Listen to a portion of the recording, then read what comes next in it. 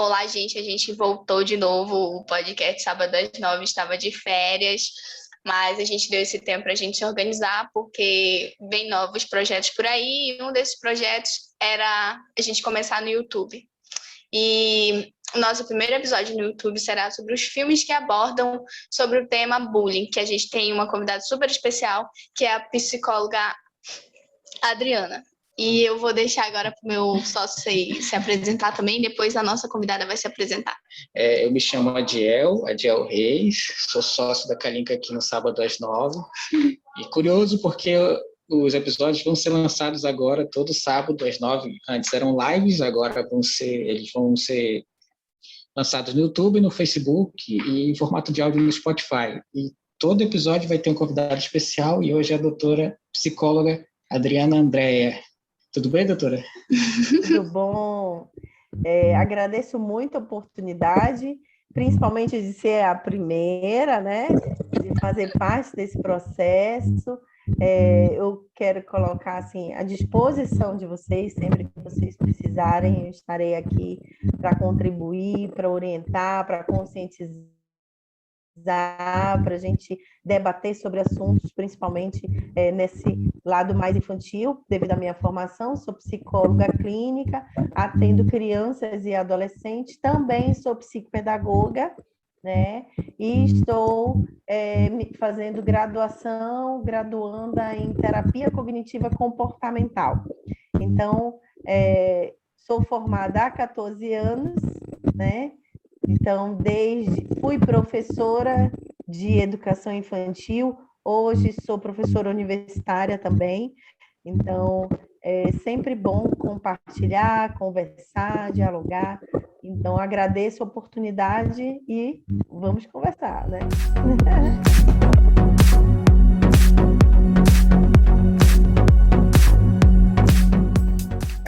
Como eu estava conversando aqui com a Kalinka em off, a gente acabou até identificando algumas situações na época da escola em que a gente acabou sofrendo bullying e até praticando, né? Que a gente não teve esse acompanhamento. A gente não teve, até porque a educação do interior, não vou dizer que é precária, mas assim, é um pouco diferente em questão da cidade grande. Limitada. Tem certos recursos que não são acessíveis à escola do interior, simplesmente por falta de pessoal, assim. Não foi pouco tempo atrás que tivemos a ingresso de uma psicóloga, né, em algumas escolas, e isso na educação infantil. Então, até então, a gente descobria sobre bullying, sobre briga, sobre maltratar os alunos menores ou maiores, enfim, a prática do bullying no cinema, nos filmes, assistindo Sessão da Tarde, que era ali que a gente se identificava, por mais que é outra realidade, a realidade americana, que é o mais próximo que a gente tinha disso, né, da escola, e era uma situação que a gente acabava acompanhando, e tipo, putz, mas será que eu faço dessa forma? Eu não sou o valentão da sala de aula, eu não bato nos menores, mas aí depois, de um tempo depois, já na faculdade aqui, estudando na capital, que a gente veio descobrir, veio sacar que a gente praticava bullying.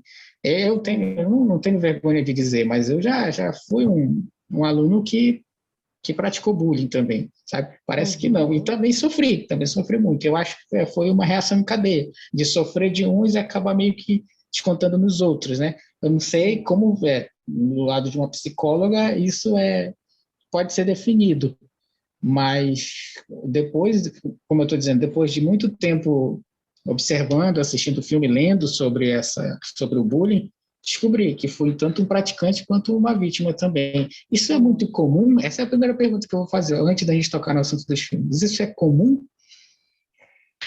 O que você colocou agora, né? Você falou que você foi vítima, como você foi o agressor também, né?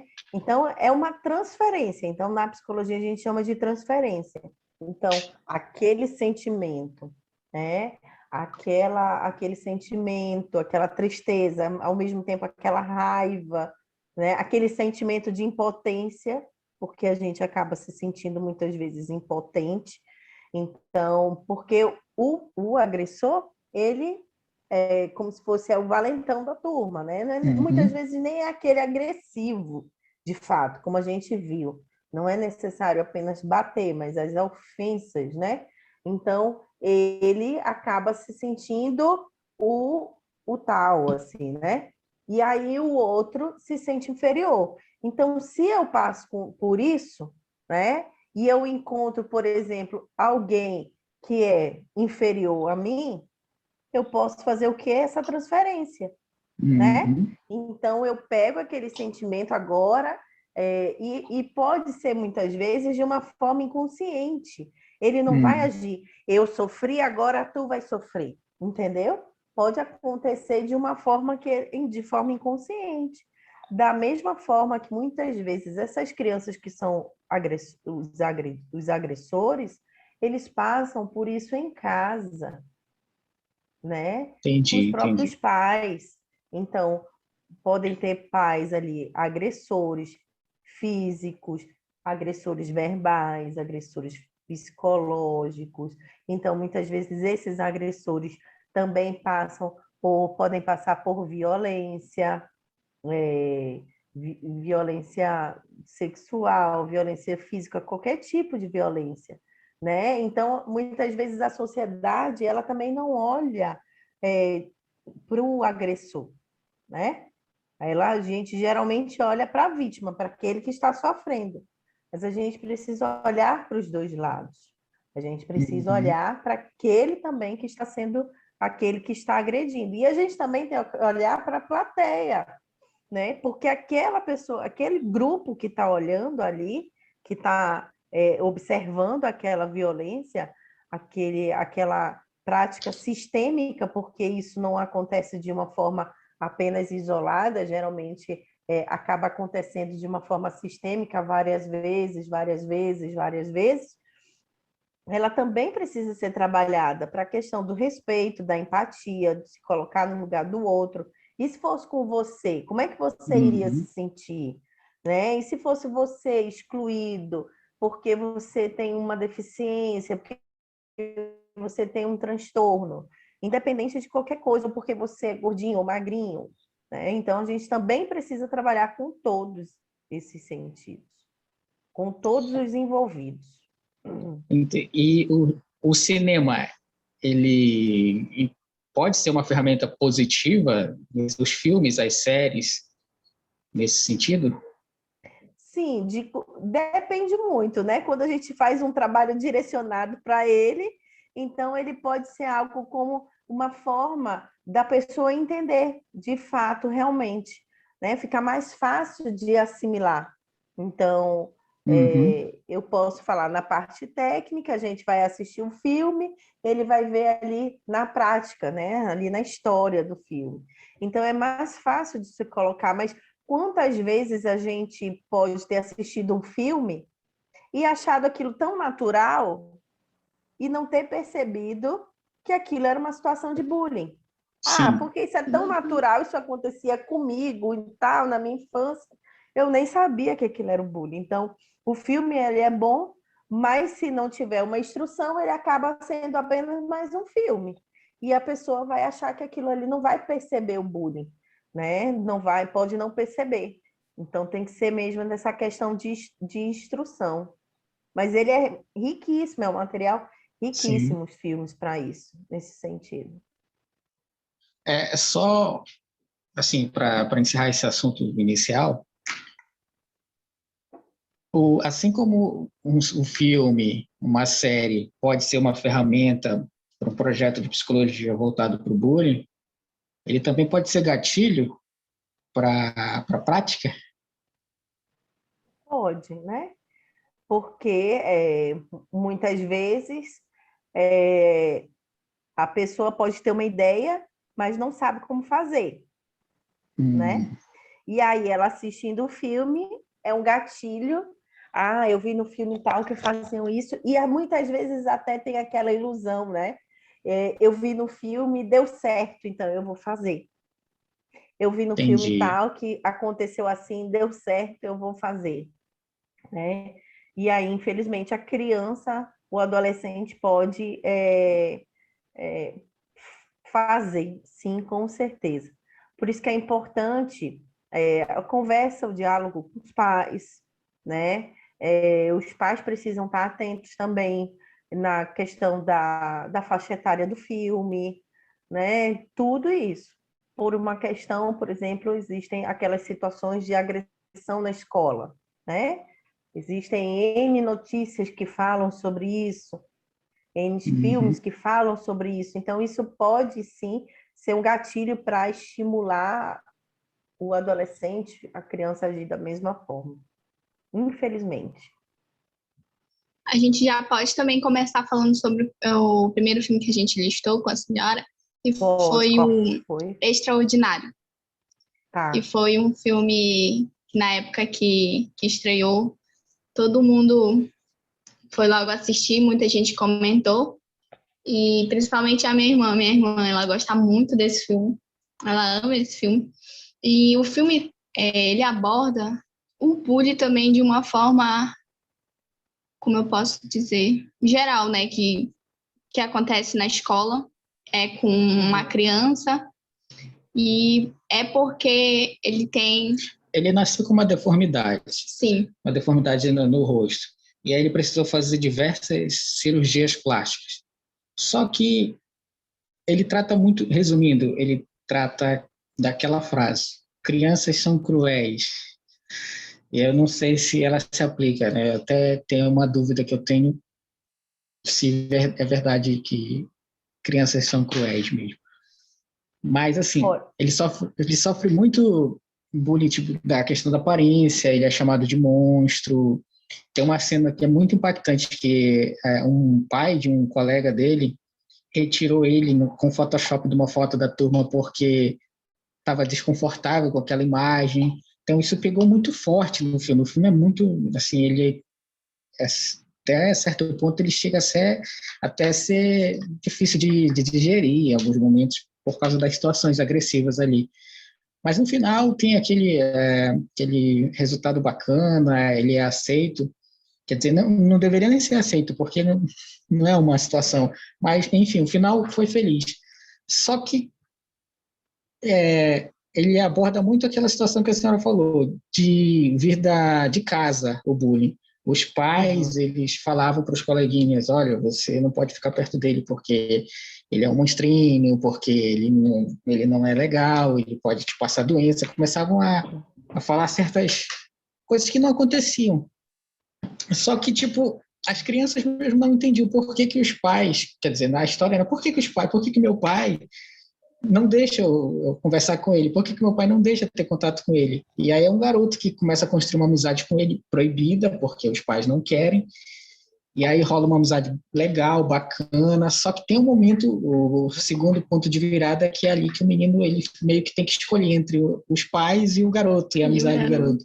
E aí ele, cara, uma criança tá com no seu caráter sendo formado ainda, ele escolhe os pais por medo. Não é que ele teve que escolher deixar a amizade de lado. Ele só simplesmente fala: eu preciso ouvir meus pais, porque senão ele começa a projetar o futuro, pode ser ruim e tal, ficar contra os pais. Naquela idade não é uma coisa positiva para ele. São os pais, né? São os pais dele, né? Exatamente, só que ele fica com essa dúvida, ele tem sempre aquela dúvida, simplesmente ele pergunta por que eu não posso conversar com ele é uma pessoa legal, ele é um ser humano, entende? E assim, eu me emocionei no final do filme, gostei muito, só que a minha dúvida é: quanto exatamente daquilo é real, acontece mesmo, e o quanto é um roteiro feito para ganhar dinheiro, para as pessoas comprarem, né, ingresso e assistirem. Pois é, esse filme eu assisti também, estava lá no primeiro, eu acho que eu fui na pré-estreia dele, para vocês terem noção. Infelizmente você me perguntou o quanto que isso é real, né? Quanto que aquele filme é real. Infelizmente eu tenho que te dizer que ele é praticamente 100% real. Principalmente quando a gente fala de crianças que têm alguma deficiência, algum transtorno. Ele é muito comum, né? Não vou dizer que isso acontece em todas as escolas, com todas as crianças, mas a probabilidade de acontecer é muito grande, né? Como a gente conversou sobre a prática, assim, o que acontece? A criança, quem é a referência dela? Quem é aquele que convive desde pequenininho, que vai dizendo para ele o que é certo, o que é errado, o que pode, o que não pode? São os pais que são referências. Agora, imagina, aqueles pais que na infância podem ter sido os agressores ou passaram por isso, vivenciaram essa questão de bullying, acham que agiram de uma forma natural, porque podem acontecer de adultos aí, depois a gente pode estar falando sobre isso, né?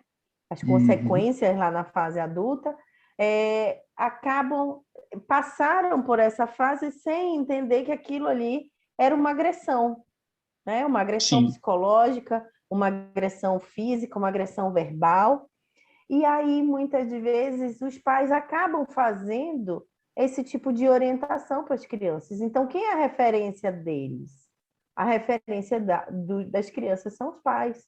E ele nada mais. E a criança, ela aprende por quê, gente? A criança, ela aprende pela imitação. Então, ela ouve o pai dizendo aquilo. E aí, e o pai dá uma ordem, a família dá uma ordem, né? Não ande, não faça isso. A criança, ela vai muitas vezes projetar aquilo ali, né? Já teve situações em que eu fui na escola porque as famílias, os pais queriam retirar uma criança com autismo da turma, porque aquela criança estava atrapalhando o aprendizado das outras crianças. Então, eu fui na escola fazer uma reunião com esses pais, né? Falar sobre a lei da inclusão, sobre a importância, que a inclusão ela não é apenas para aquela criança que está ali, que está sendo incluída, mas para o aluno, para os outros também, é uma forma de aprender as diferenças, né? Aprender sobre a questão da diversidade, da subjetividade. Então, cada um tem um jeitinho, cada um tem um comportamento, mas cada um tem uma forma. Um é gordinho, o outro é magro, um tem um transtorno, outro não tem. Um usa óculos, outro não usa. E essas diferenças faz justamente o quê? Ajudar e contribuir para a formação do caráter dessa criança. Então, as diferenças, a questão da inclusão, ela não é apenas para a criança que está na escola, para a criança que tem um transtorno, mas para todo o contexto escolar, para o próprio professor também, que vai ter que estudar sobre aquele determinado assunto, estudar sobre aquele aluno, conhecer aquele aluno, muitas vezes adequar ali a estratégia pedagógica, metodológica de ensino. Então, é um aprendizado para todo mundo, né? Infelizmente, há uma situação, sim, de um filme que eu vejo que pode, sim, acontecer com muita frequência, porém, quando as crianças são estimuladas, trabalhadas desde pequenininha, que isso é um papel muito grande do professor, então, de explicar o que acontece, falam de inclusão, e aí a criança também ela vai gerando dúvida, né? Por que aquele menino usa aquele capacete e eu não uso? Por que ele usa aquela roupa e eu não uso? Por que ele é assim? Isso vai causando muitas dúvidas e vai fazendo com que a criança tenha muita imaginação. E aí vem a informação, olha, não anda com ele, não fica com ele, não faz isso, tal. Então, imagina o que passa na cabeça dessa criança. Que não entende aquele processo.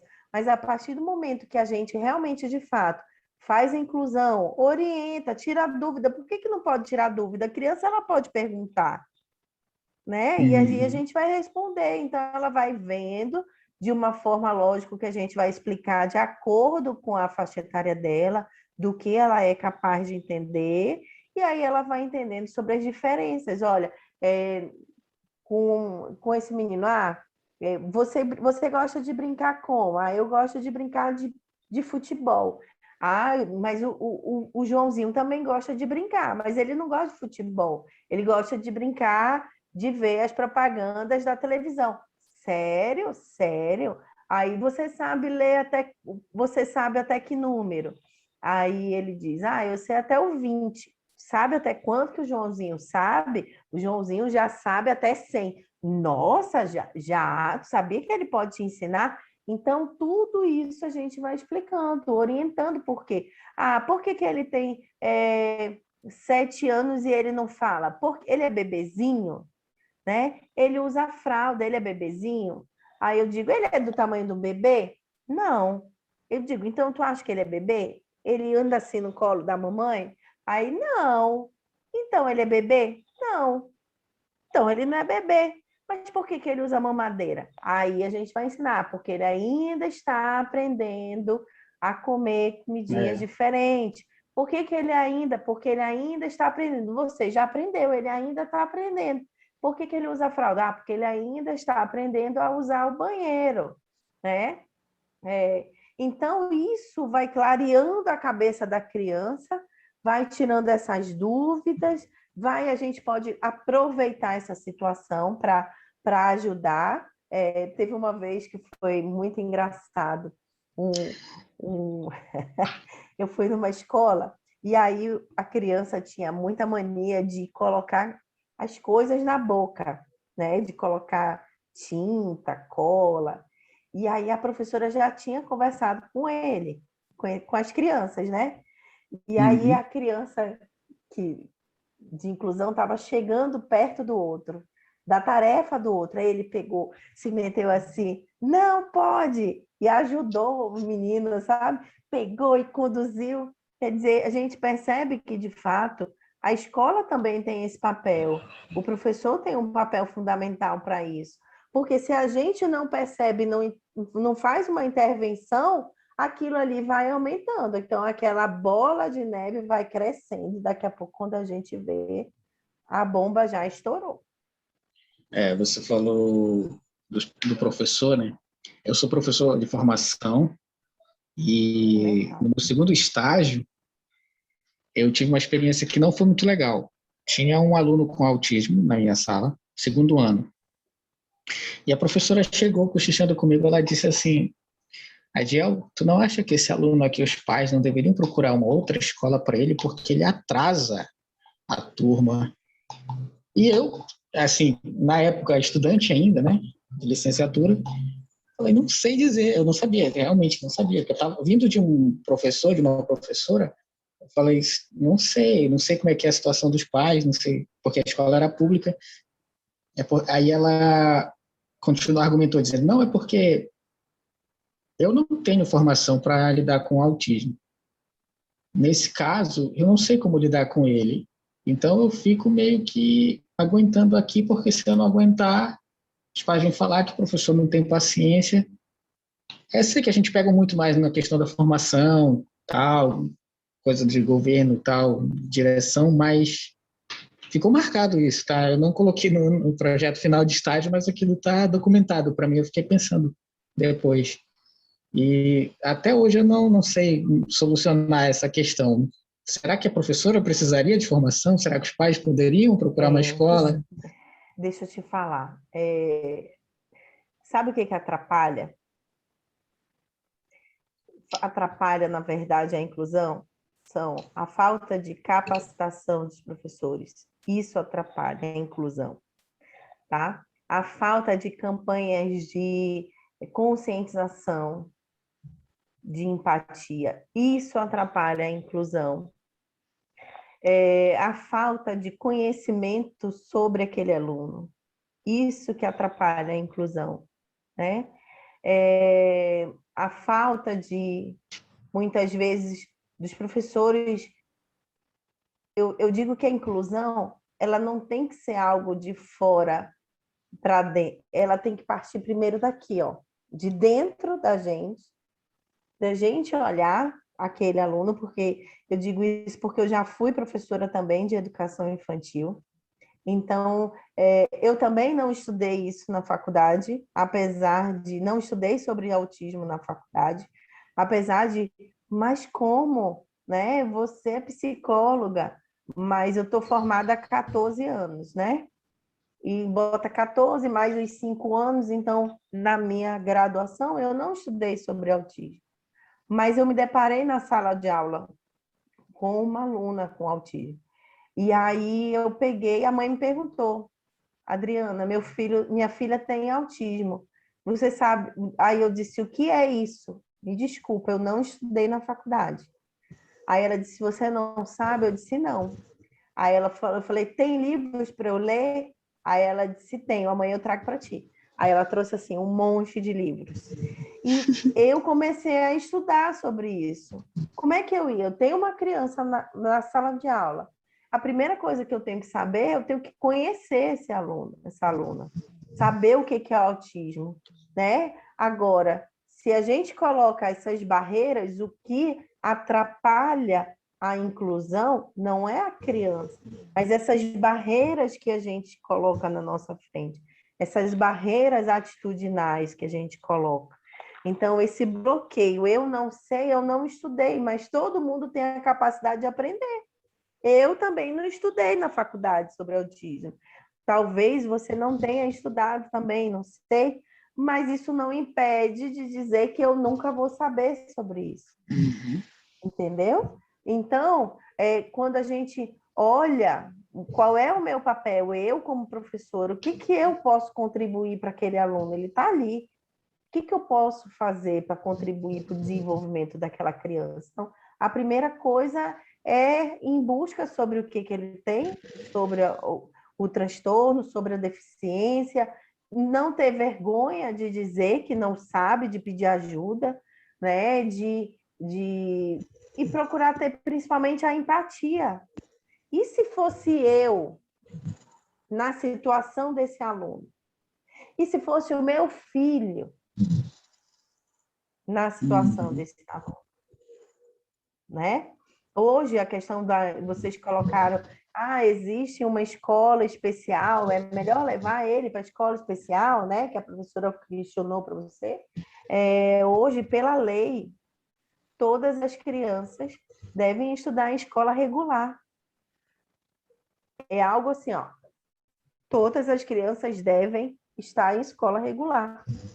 Independente disso. É um direito da criança. O direito, todos têm direito de educação, né? Então, até o fato também desse conhecimento, do conhecimento sobre a lei. Vocês sabiam que tem lei sobre o bullying? Sim. A lei 13.185, tá aqui, eu anotei, que eu não sei decorar dia não, tá? A lei 13.185. E ela diz isso, a lei ela fala sobre essa questão de campanhas, de capacitação de professores, desse diálogo da família, da escola, de dar assistência psicológica, social ou jurídica, se for preciso, né? Medidas de conscientização. Então, existe até uma lei sobre a questão do bullying, que muitas vezes a população desconhece, né? Sim. Mas, com certeza, agora, muita gente vai pesquisar sobre a lei 13.185.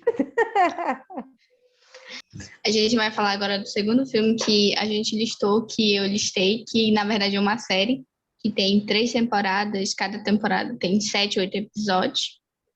Que, para ser bem sincero, eu só assisti a primeira temporada. Sempre disse que eu ia acabar, mas nunca acabei por tempo. Mas eu comecei a assistir ela porque, na época, todo mundo estava falando dessa série por conta da menina que se suicidou. E os 13 porquês que ela conta na temporada todinha, nos episódios. E dos 13 motivos dela ter se suicidado foi o bullying que ela sofreu na escola. Uma adolescente de 16, 17 anos, na fase da puberdade, a fase de descobrir muitas coisas, a questão do namoro, relacionamento, amizade. E é muito impactante como a série acaba abordando isso. Acaba porque a série ela conta ela deixou uma carta explicando tudinho quem foram as pessoas, como ela sofreu bullying e por que esses 13 motivos levaram ela a se suicidar. E é impactante porque o filme conta detalhadamente como isso aconteceu na escola e como que a escola agiu. E não foi só o bullying que foi abordado na série. Foi muitos motivos que a sociedade talvez esconde isso, principalmente na escola, mas o bullying que ela sofria pelas roupas que ela vestia, com quem ela se envolvia, com quem ela andava, o que ela sofria nas redes sociais. Então, eu particularmente escolhi essa série porque me chamou a atenção, sabe? É uma série que te mostrou detalhadamente como o bullying pode levar ao suicídio, à depressão, e ela conta como ela se sentia. E são sentimentos que eu, sinceramente, eu me coloquei no lugar e é até inacreditável como contar isso, entendeu? Imagina para um pai, para uma mãe que perdeu a filha e quando ela vai ler o que ela deixou, a carta, não imaginar o que a filha sofria, entendeu? Dentro da escola, dentro de casa, e ela não compartilhava isso com os pais, o que poderia ter prevenido, entendeu? Uma boa conversa, ter chegado com os pais e falar, eu estou sofrendo isso e isso, eu preciso de uma psicóloga, eu preciso de um acompanhamento. Então, isso é bastante impactante, principalmente para os pais terem um olhar com cuidado com seus filhos, principalmente na escola, na época de puberdade, que está conhecendo as coisas, faculdade também. Acho que a faculdade é um período muito punk, mas eu acho que uma das principais questões aqui, psicóloga, foi que muita gente pensa que brincadeiras, ofensas não podem levar à depressão. Como a gente está no Setembro Amarelo, vocês sabem, um evento muito importante, combate, conscientização. E muita gente não imagina que uma pessoa pode tirar sua própria vida por estar sofrendo chacota na escola, sofrendo apelidos, que muita gente pode levar na brincadeira, mas isso acaba tendo um final drástico. E é muito importante a gente estar trazendo isso, principalmente no cinema, no mundo cinematográfico, que foi a série que a gente trouxe, que são os 13 Porquês. Legal, você fez uma escolha, acredito que excelente, tá? E é assim, cada um, eu acredito que, por exemplo, do filme Extraordinário, a gente pode ver um tipo de bullying por essa questão das diferenças, né? Desse lado mais social, por conta dessa questão de transtornos. Esse outro, a gente já chega ao estágio, infelizmente, final, né? Quando a pessoa já não suporta aquilo, né? Ela, no fundo, ela não quer se suicidar, ela não quer se matar, ela quer acabar com a dor dela. E aí ela acredita que a forma que ela tem é dessa forma. Então, você colocou a questão da adolescência, né? Como a gente vem conversando. Quem são a referência da criança são os pais, tá? Então, muitas das vezes, a gente não pode pensar apenas no bullying lá na adolescência, mas como é que essa adolescente construiu o da percepção dela desde criança até ali na fase da adolescência, né? Como a gente colocou que existe o bullying verbal, aquele dos xingamentos, aquele do apelido, né? E que muitas vezes o bullying pode começar realmente, de fato, lá na casa daquela criança, né? Olha, tu para de comer porque senão não sei o quê. Olha, se tu não sei o quê aqui, não. Olha, tu é assim, olha que tu... Até na forma, esse menino é uma peste, né? Esse menino é isso, esse menino é aquilo. Gente, a família, a mãe tá falando isso. Ele é uma peste. O que a criança lá, pequenininha, tá ouvindo? Eu sou uma peste. Eu sou isso. Eu sou aquilo porque o meu pai e minha mãe estão falando. Então, realmente, de fato, o pai e mãe estão falando, então é porque é sério. Então, ela vai internalizando. Eu sou isso, eu sou aquilo, eu sou aquilo. E aí, essa criança vai crescendo, né? E vai virando um adolescente.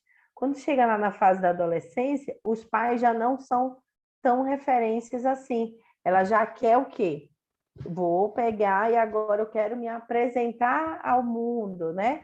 Quero me apresentar à sociedade, eu quero ser aceita nessa sociedade.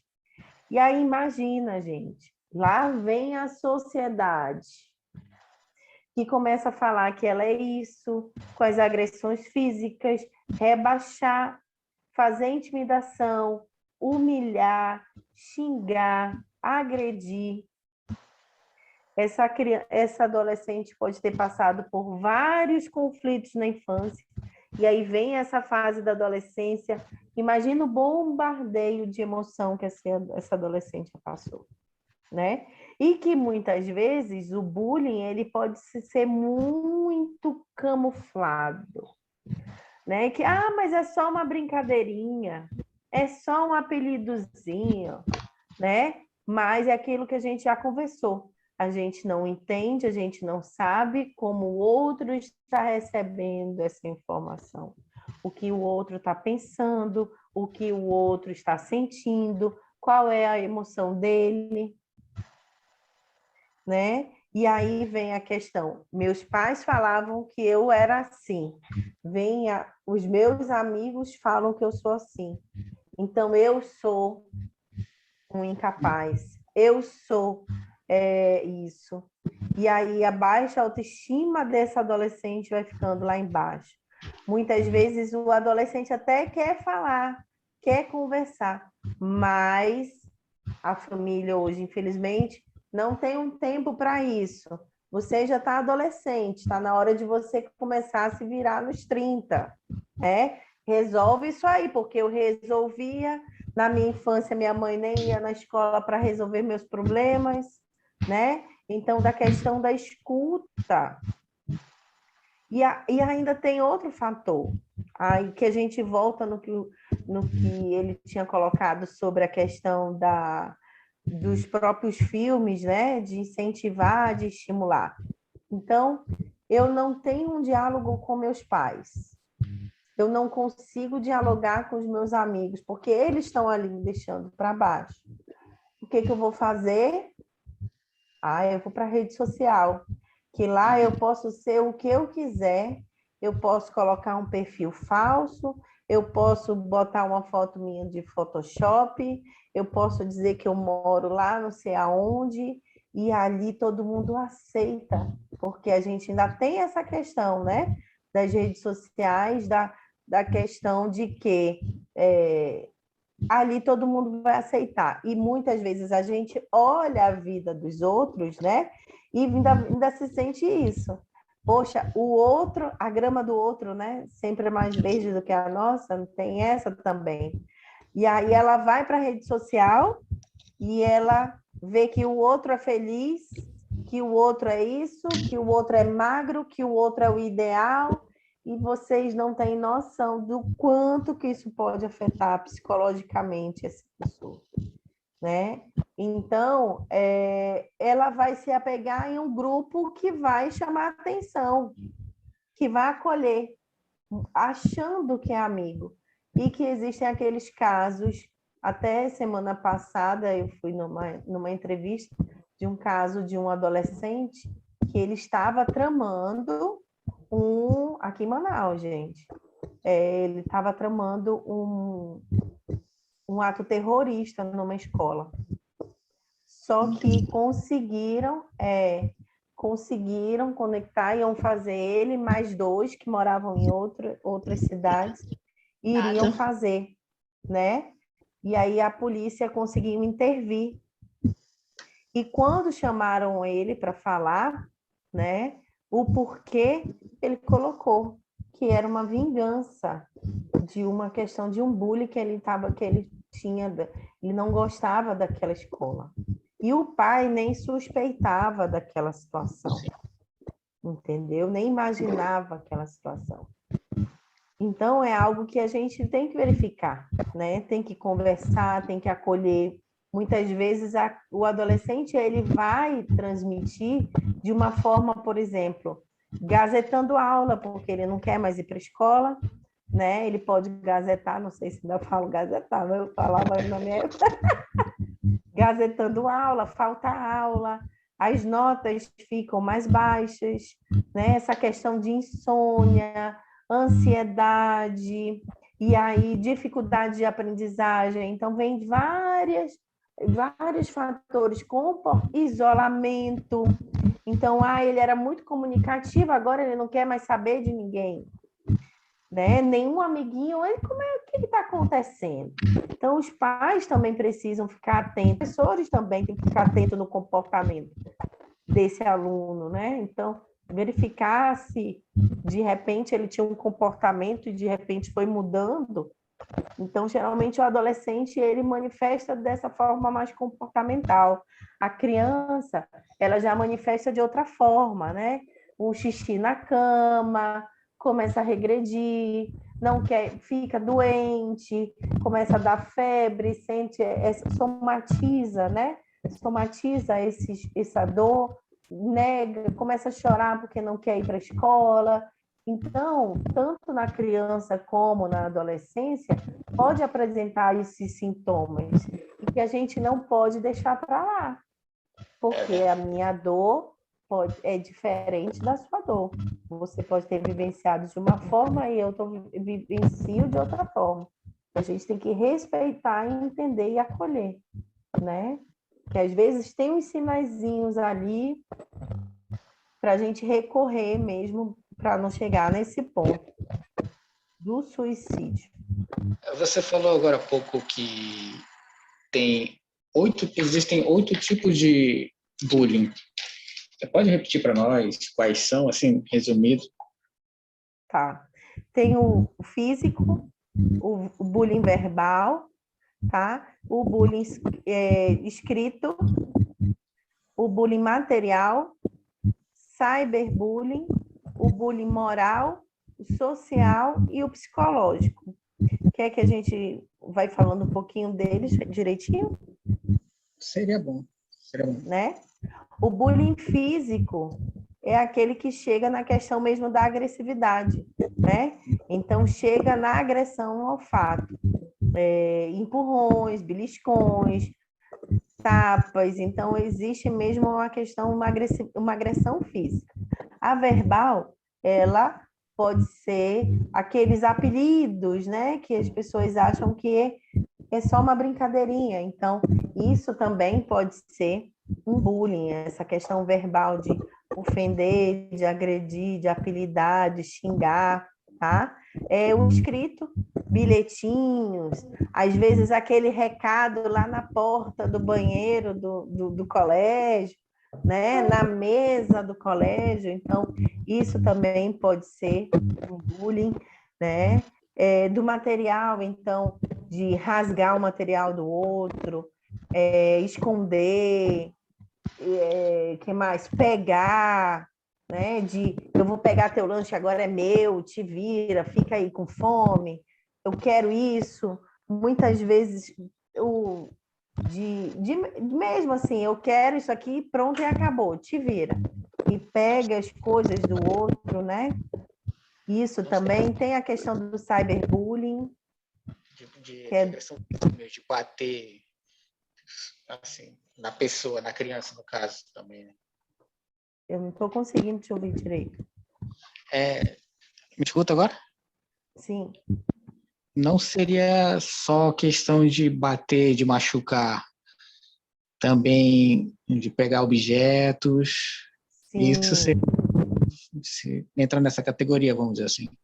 Entra nessa categoria do material, né? O físico chega nessa questão da agressão mesmo, tá? De fato, que geralmente, quando chega a parte da agressão física, é quando a escola começa a se dar conta do que pode estar acontecendo, né? Mas o professor pode não perceber que todo dia o outro vai lá e pega o lanche do outro, que todo dia vai lá, pega uma caneta, pega a borracha, toma para si. Então, esses são mais delicados, né? O moral de dizer, olha, vai lá e paga, eu quero que tu pague o lanche para mim. Vai lá que tu tem que fazer isso. Olha, tu vai fazer isso, porque eu que quero, porque sou eu que mando aqui. Então, isso também é o moral, o social de compartilhar, gente, até o fato de compartilhar a informação, tá? Isso é uma forma de bullying. Então, olha, o fulano fala, é assim, assim, assim. E aí, de eu compartilhar, então, também é uma forma de bullying, que é o social, né? E o psicológico, de ofender, de intimidar, de humilhar, de deixar esse aluno com uma baixa autoestima, de dizer que ele não é capaz. Então, existem todas essas possibilidades. Todo mundo odeia o Chris, né? A gente não mas entra muito, né? Um clássico, principalmente, muito famoso. Mas ele aborda de uma maneira bem humorada até. Sim, mas... tem a questão do racismo também. Mas o bullying que ele sofre é, como a senhora falou, do lanche, que o Caruso costuma roubar dinheiro dele para pagar lanche, um soco, todo dia era um ritual que ele sempre levava só porque ele era negro. Então, os filmes geralmente nesse perfil de comédia pode passar despercebido, né? Pode passar despercebido. Por quê? Porque é algo até muito engraçado. E aí a gente não tem essa visão de mais psicológica, mais de agressão, como uma questão de bullying, vê como uma questão de brincadeira. Sim. Né? E muitas vezes, para fazer parte do grupo, também tem isso, né? Para te fazer parte do grupo, tu tem que fazer isso. Então, acaba ofendendo, humilhando, fazendo com que aquele adolescente tenha algumas atitudes que não são coerentes. Então, tem tudo isso. Mas esses filmes mais voltados para comédia? Comédia. Esses filmes voltados mais para comédia, eles podem passar despercebidos. A gente separou também mais um. Esse é um filme. Ele é pouco conhecido. Se não me engano, ele é holandês. Chama-se Um Grito de Socorro. Eu assisti por acaso na Supercine e o começo, assim, tratava-se de bullying, mas ele tem uma escala exponencial do aumento do bullying com relação a ele, e dá para perceber que ele já não suporta mais já tem um tempo. O filme pega de uma parte da história da vida dele para o final já. E aí ele tenta buscar um amigo, ele encontra um amigo na escola, e esse amigo até que ele se afeiçoa bem, rola uma relação bacana, só que tem o ponto de virada em que esse amigo, por uma situação de namorada, ele acaba meio que não ligando para ele. A situação é mais ou menos assim: eu estou precisando de ajuda. Ele fala, eu já estou com os meus problemas e você ainda vem me atormentar? E ele fala, poxa, o único amigo que eu tenho me deixou na mão. E aí, enfim, ele não sabe nadar e é assim que ele tira a vida dele. Ele se joga no rio e se afoga. Só que aí depois que acontece tudo isso, a escola se mobiliza para ir atrás dele. Ele vira um acontecimento. Então, a morte dele virou um acontecimento, porque até então ninguém sabia. Ele só estava desaparecido. E quando eu encontro o corpo dele, descobrem, esse amigo dele investiga a vida dele e descobre que ele é um excelente tocador de piano, ele é um pianista magnífico, tem um talento que eu acho que nem ninguém da escola tem. Ninguém imaginava, entendeu? Só que ele, pela baixa autoestima, por ele se achar muito incapaz de ter talento, ele achava que aquilo era pequeno com relação ao mundo lá fora. Não mostrava isso. E depois da morte dele, o discurso do amigo dele é muito forte, né? Que ele fala, né? Que ninguém dava nada por ele, mas ele não... Acho que o talento das pessoas, não chegava aos pés dele. Ele discurso, assim, em nome desse menino que morreu na escola. Ele se arrepende. Ele meio que, assim, aponta culpados, mas ele também se acusa, né? No momento em que ele falou, no momento em que ele mais precisou, no momento em que eu não estive lá. Sim, foi forte também. Eu estava saindo do ensino médio e eu prestei atenção que, às vezes algumas pessoas pedem ajuda para a gente e a gente meio que no egoísmo, né, no egocentrismo, a gente acaba negando ajuda e nem sabe o que está se passando. Sim. na vida do outro. E de achar que... Pode falar. E na correria também, pequenos detalhes que a gente não observa, né? E depois que a gente vai pensar, meu Deus, eu podia ter evitado, né? Sim.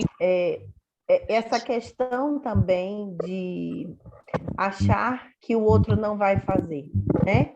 De achar que, não, ele não vai fazer isso, porque muitas vezes o adolescente pode até falar que vai fazer. Não, quem faz, que é algo que quem faz não diz, vai lá e faz, né? Então, quer dizer, é uma forma que ele pediu ajuda, né? E que não teve uma escuta. Então, quando ele pediu ajuda, é que imagina, ele já estava ali no limite do sofrimento dele, né? Ele já não estava mais suportando, aguentando aquilo. Então, ele pedia ajuda. E muitas vezes a gente acha assim, amanhã eu faço isso, amanhã eu te ajudo, hoje não dá, amanhã eu te escuto. E a gente vivenciou isso, né? Está vivenciando muito isso com a questão até da própria pandemia, né? Quantas vezes a gente não deixou? Vamos fazer isso? Hoje não dá, na próxima vez. E quando a gente vivenciou essa questão da pandemia, a gente viu aí que não vai ter mais próxima vez, não vai ter. E agora ele queria falar comigo e eu não tive a oportunidade. Então, essa questão de muitas vezes não deixe para depois o que a gente pode ouvir hoje. Né? Eu coloco essa frase, não deixe para depois o que a gente pode ouvir hoje, porque pode ser realmente tarde demais. E muitas vezes as pessoas podem ter um talento muito grande, por que não? Né? Mas está ali, dentro dele, guardadinho, que a sociedade critica, porque ninguém acredita nele, ninguém acha que ele pode ser capaz, e aí fica ali só para ele, né? Às vezes, para que eu vou falar? As pessoas eu vou tocar, podem rir da cara dele, né? Então eu vou ter meu talento ali só para mim, lá no meu quarto, quietinho. Né? Então a gente precisa ter muito cuidado com isso também, porque o que a gente pode não ouvir hoje pode se causar um dano muito grande aí. Né? Infelizmente isso acontece. Infelizmente. Perto da gente e a gente... A gente nunca acredita que pode acontecer com quem está perto da gente, né? Isso não vai acontecer com o meu filho, isso não vai acontecer com fulano, isso não pode... Infelizmente, isso pode acontecer com qualquer um, né? Então, a gente tem que sim acolher, ouvir, não minimizar. Tem muita gente que diz assim, criança não tem problema, né? Que o adolescente não tem problema. Tu não tem problema nenhum, tu não trabalha, tu só estuda. Que problema que tu tem? Quer dizer, independente da faixa etária, a criança também sofre, né? A criança também tem um sofrimento dela, cada um ali na sua faixa etária, então escuta o filho, independente da faixa etária dele, conversa com ele, faz um diálogo com ele, né? Que às vezes a gente cobra tanto do outro, que a gente acaba nem conseguindo ouvir direito, né? E muitas vezes nem vê o lado bom, só vê o lado ruim. Então... Exatamente. Podemos encerrar, Cânica? Podemos encerrar. Doutora Adriana, a gente não vai mais tomar muito seu tempo, né? Que a gente já ultrapassou um pouco. Mas foi muito bom, demais. Foi um assunto totalmente produtivo, sabe? Que trouxe conhecimento que talvez eu tinha, mas bem pouco. Eu não imaginava que o bullying tinha 8 tipos de bullying. Que, sabe, até para comunicação, comunicar, tentar informar os outros como isso é impactante, como isso pode causar os danos. Uhum. E começa desde da faixa etária até a fase adulta. Sim. Eu digo assim que a comunicação, né? Vocês estão estudando jornalismo, vocês têm um poder muito grande, né? Que é justamente disso, de quebrar barreiras, de quebrar preconceito, de informar, porque a gente só quebra o preconceito quando? Passando conhecimento, porque muitas vezes as pessoas não têm conhecimento sobre aquilo, então acabam tendo preconceito, né? E o jornalismo, a comunicação, ela tem esse papel importantíssimo. Então, muitas vezes, a pessoa que está recebendo essa informação pode falar: meu Deus, isso, será que o meu filho está passando por isso? Meu Deus, eu estou fazendo isso com o meu filho, né? Eu falo, eu ofendo, eu trato meu filho assim, o meu filho não está tendo. Por quê? Porque muitas vezes a gente só olha a questão das notas, por exemplo, né? Ah, esse menino só está com nota baixa, esse menino não estuda, esse menino...